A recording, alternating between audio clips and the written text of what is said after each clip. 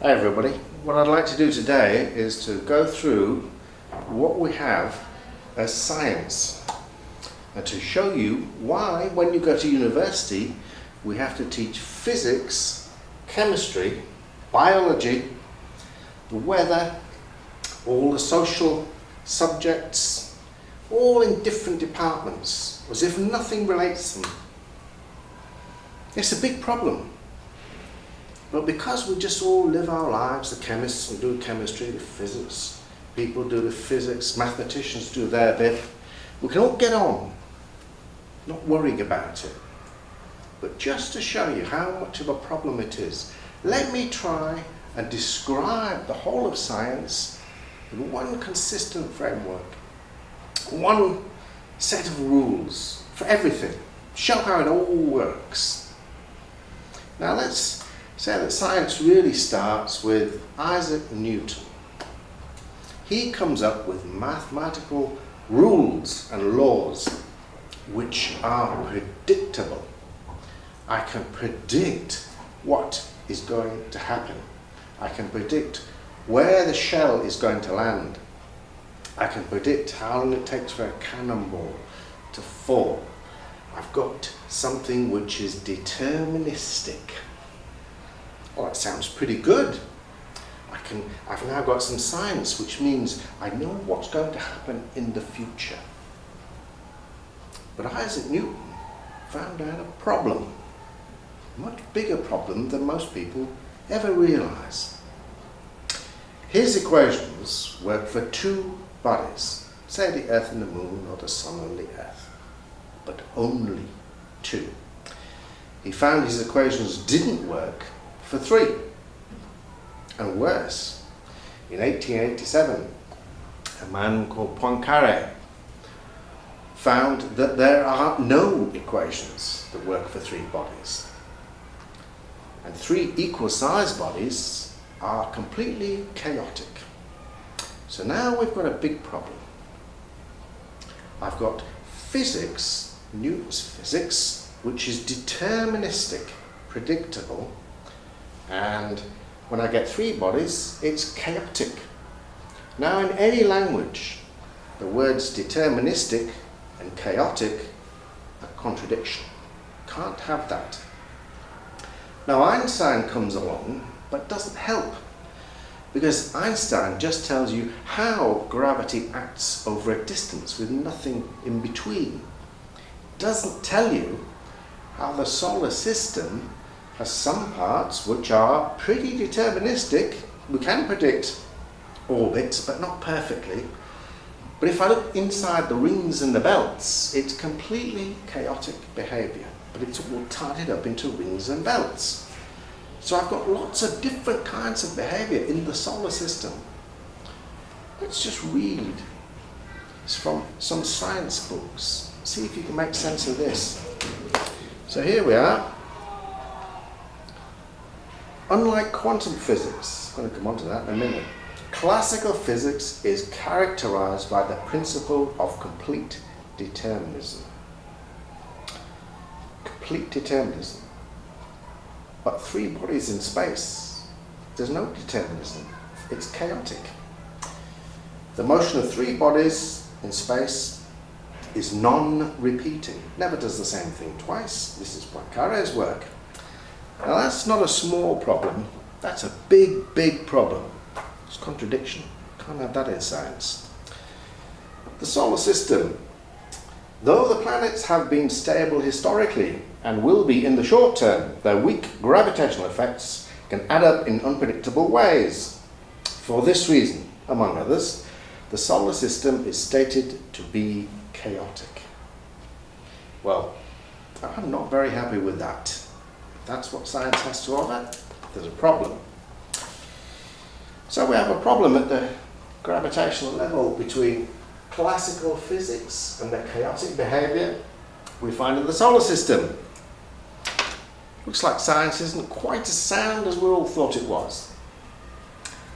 And then at the turn of the century we have quantum mechanics comes along. And we find that the behaviour of atoms, although it's consistent with itself, is completely different from the behavior of classical physics. So now I've got two different kinds of physics, and I can't get the second from the first. And there's another problem. Physics has something called the Second Law of Thermodynamics.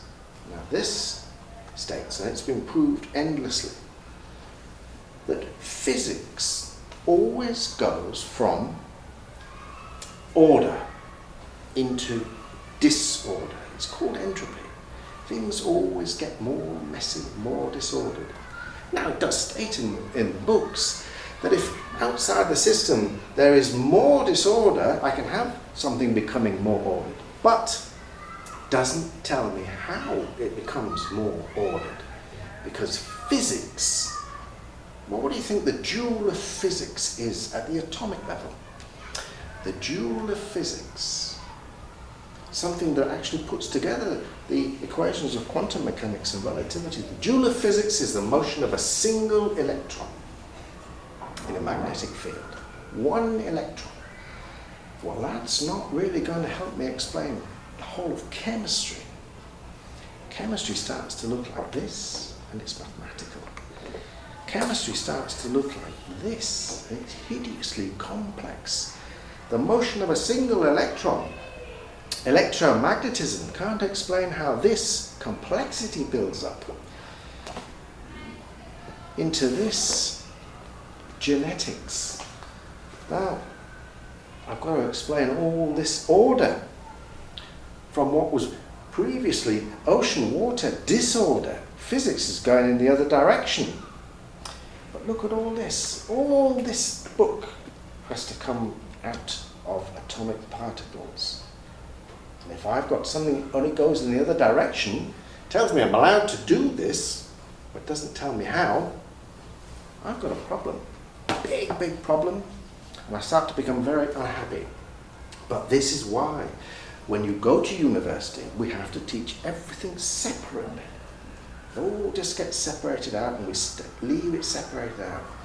So let's just go through the problems. I've got this problem between classical physics and the chaotic behavior of the reality that we observe. A problem, I've got two different kinds of physics, classical and quantum.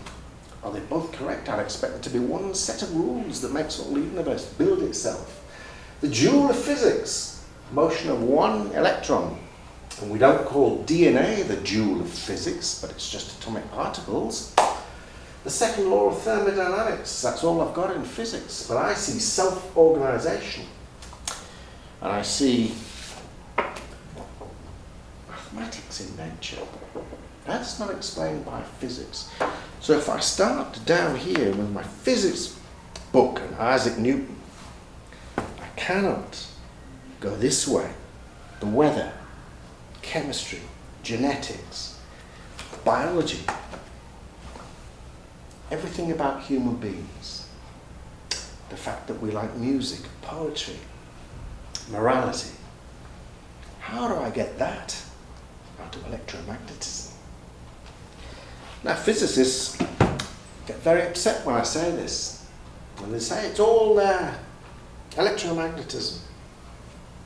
If it was all there, we could teach all this in the same department and show how it all fits together. It's not consistent. Let's see what Richard Feynman says, the American genius. The next great awakening of human intellect may well produce a method of understanding the qualitative component of equations. Today, we can't. Today, we cannot see whether Schrödinger's wave equation from quantum mechanics has the conditions necessary to give us frogs, musical composers, morality, or whether it does not. So we can all hold strong opinions either way. He's saying, what we have doesn't add up. Roger Penrose, he's one of England's best thinkers. And he says the major revolution which I do think we need would involve a complete rethink, not only of quantum mechanics, but how we look at space and time.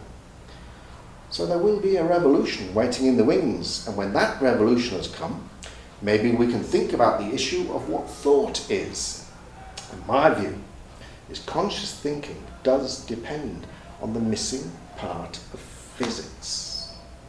It states it. Conscious thought. I can't look at the physical component, the brain. I can't look at the atomic structure and give you any answer whatsoever as to what the thought is. So this is a real problem. At the gravitational scale, I've got gravity, but that's like having a battery. This clock is counting the motion of the solar system, but we've already described it as chaotic.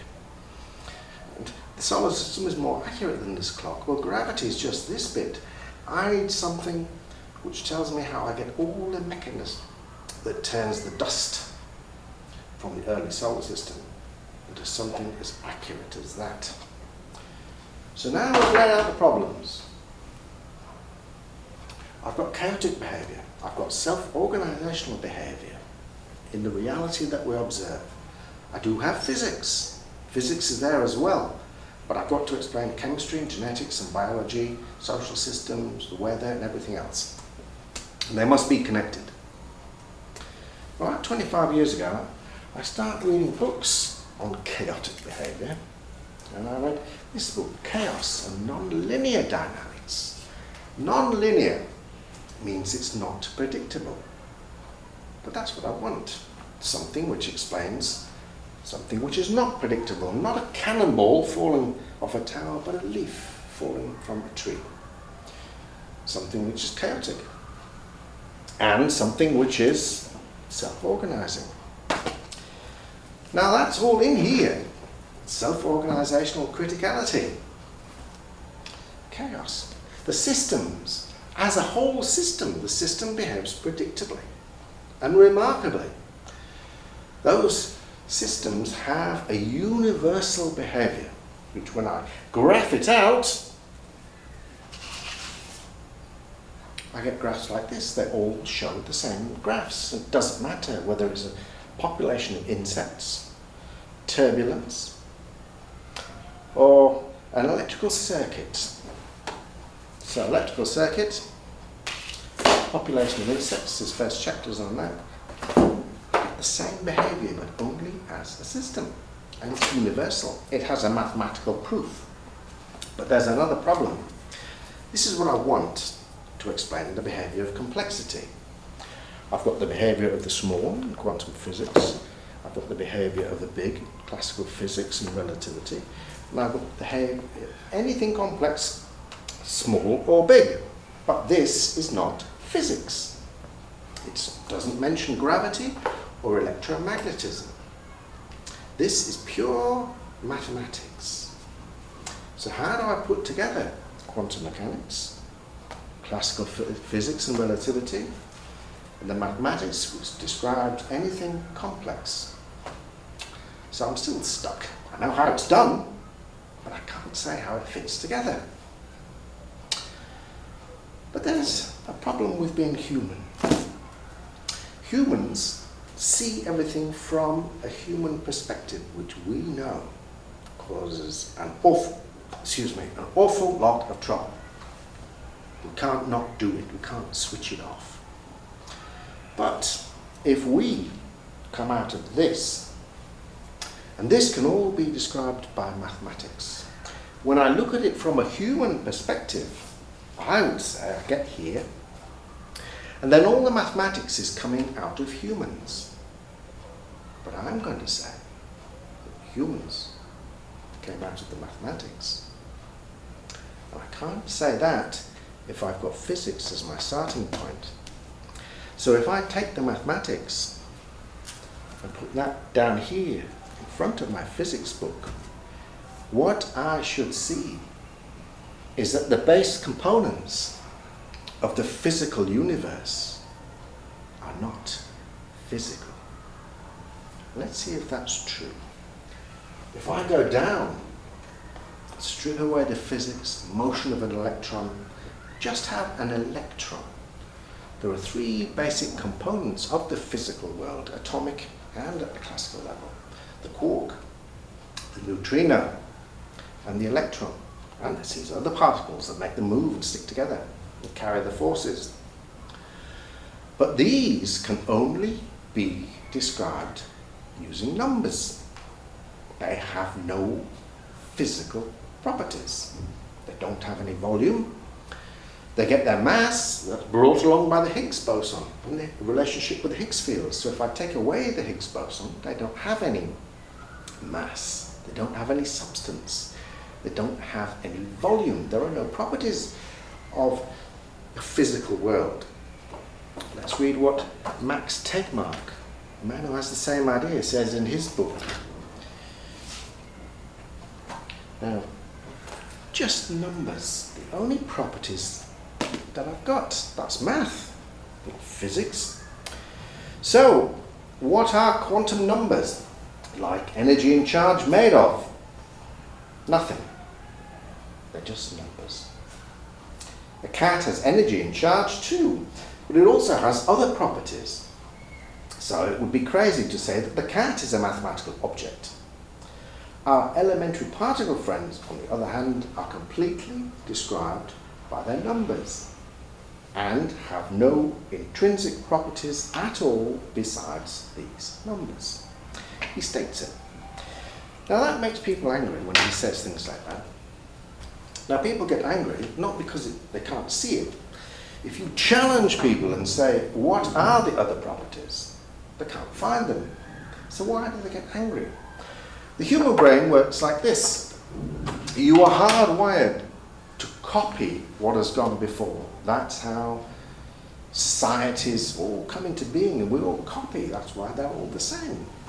You're hardwired. So you're hardwired to keep saying the same thing.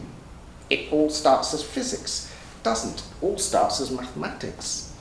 If you can find the physics down there, then please do. Nobody else can find it. They say it's just mathematics. But now let's see if I can tell the story again and see what happens to my problems and see if I can put all this together. When I put mathematics down here, I get an explanation. But what I want to see is in the physics book, I get the same rules for number theory, which is mathematics, and the physics. It must be the same thing. Well, if you go onto Wikipedia and just start looking at some of the mathematical functions which govern number theory, basic number theory, how numbers build themselves up. And what we find, the Riemann zeta function, or the Euler-Riemann zeta function. The Riemann zeta function plays a pivotal role in analytic number theory and has applications in physics, probability theory, and applied statistics. So why am I seeing number theory in physics? It all works, that's why. I can just take this mathematics off the shelf. Oh, there it is, it works for physics. Now, it's not just one example, there's lots and lots of examples, you can go and find them yourself. It's our aim to introduce these in this lecture, some basic zeta functions and their uses in the area of the Bose-Einstein condensate. That's a very strange kind of basic matter. And the Casimir effect, well, this is an effect where two metal plates will actually repel or attract in outer space, in the vacuum of space. What's that? I'm just putting physics and mathematics together and saying, oh, well, how lucky. The Mobius function, which is linked to the Riemann function. The free Riemann gas has a number of other interesting connections to number theory, including the fact that the partition function of the Riemann zeta function. Well, I can't just say that. Oh, look, I found all this physics, just what I need.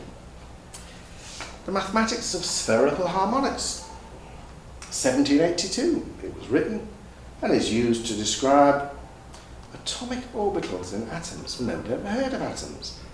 Well, I feel very uncomfortable just saying, oh, well, what a piece of good luck. I can use all this mathematics. It's not only use it for that, but magnetic fields, geoids, gravitational fields. Well, if I've got mathematics here, That's not a problem. I don't feel uncomfortable. In fact, it's what I want to see. Prime number theory. Building itself the same as the atoms. Max Tegmark is saying that the atoms, the numbers, and the way that mathematics build itself, and physics, it's the same thing. But if I don't have mathematics here, I end up in contradiction. But now I'm using this mathematics. I'm allowed to use and describe everything using this mathematics, pure mathematics.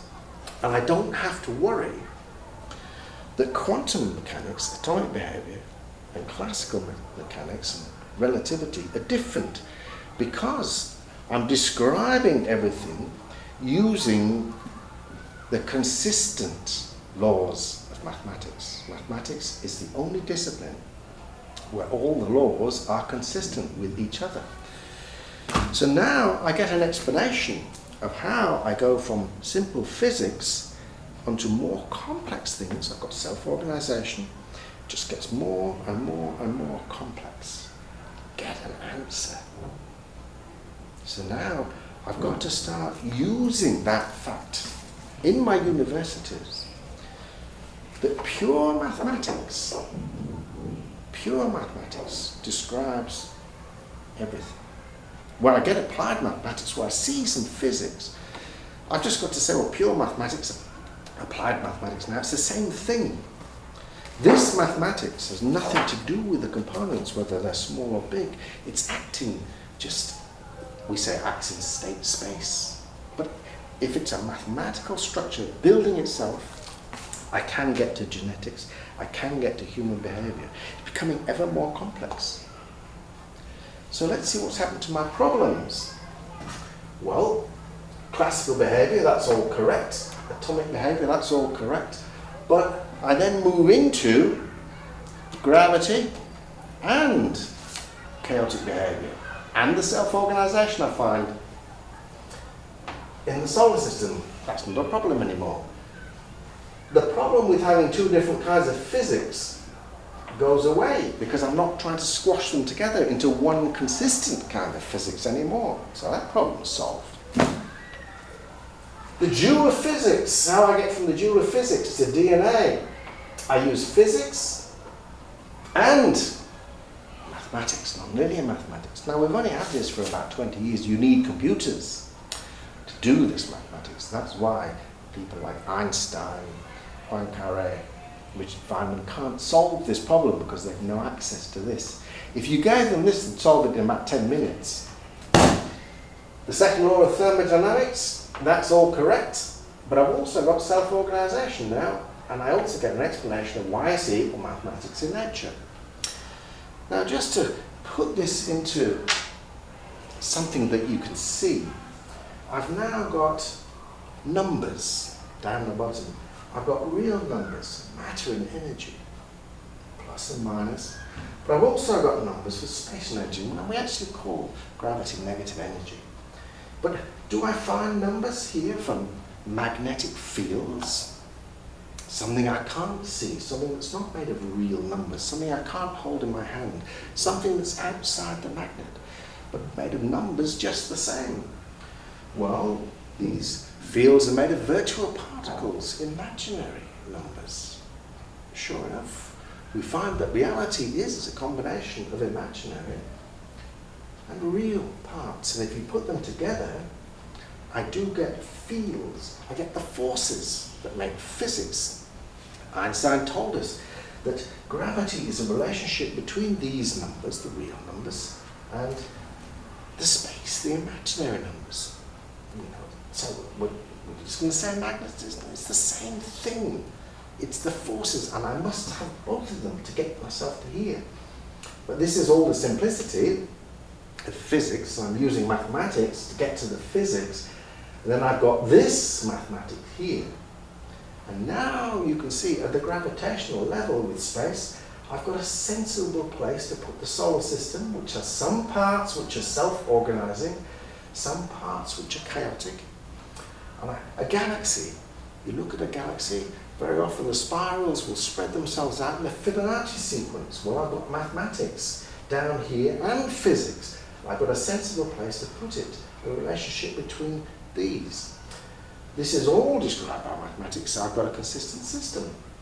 A relationship between this mathematics, the weather, which is chaotic, but sometimes self-organizes itself into typhoons and tornadoes, but I get chemistry.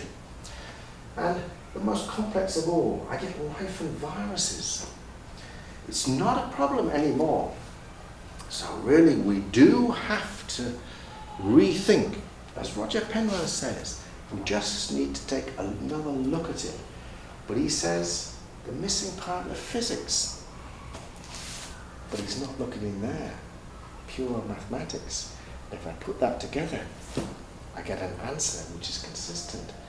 So my universities really do start to look at this. You can put all this together and you make the biologists, the chemists, go and speak to the pure mathematicians. And pure mathematics is not this abstract subject which is out there just being done for fun.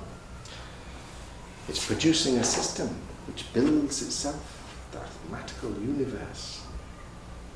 There it is, easy to see. And it goes from simple to complex. I get single units, singularities. And when the universe starts to build itself, I get dualities. I don't just get stars, as we say now. I get stars and elements building themselves. So if I go over here, elements, numbers. But here I see geometry. This is held up by the forces here. The strong nuclear force producing that energy that holds that star up, the gravity pulling this together. So I've got a feedback loop of existence, bringing themselves into existence. But I've also got the turbulence and convection in the stars, so I need nonlinear mathematics even here. I've got the constants of nature back here, the fine structure constant. Now these, the constants of nature, there's a beautiful book by John Barrow, The Constants of Nature, the mathematics of nature. If I change these numbers even a tiny bit, this star doesn't light up, it doesn't exist. The universe doesn't start to build itself. Nothing happens. So I really do have to consider that this is a mathematical structure building itself. And I can't change these. It's got geometry, numbers, arithmetic, and the constants. These are the ratios that govern how it's going to work. A system where I can't change any of this. So I see books like this, The Mathematics of Life, already being written. Critical mass that shows that human beings behave to the same power laws and critical states that avalanches and earthquakes do. Music of the primes, prime numbers. Values that show up in atomic nuclei. I can't just say prime numbers show up in atomic nuclei with no explanation. But now I've got an explanation. I can start to look at all this together. And I can start to really teach it correctly without contradiction. So I've got science that I can trust. And there's plenty of articles. This is written by the head cosmologist, Sydney University. What has science proved? In the mathematical sense, despite all the years of researching the way the universe works, science has proved nothing. But if this information is consistent, I've got a jigsaw that fits together. Jigsaws don't fit together by chance. Thanks very much. See you next time.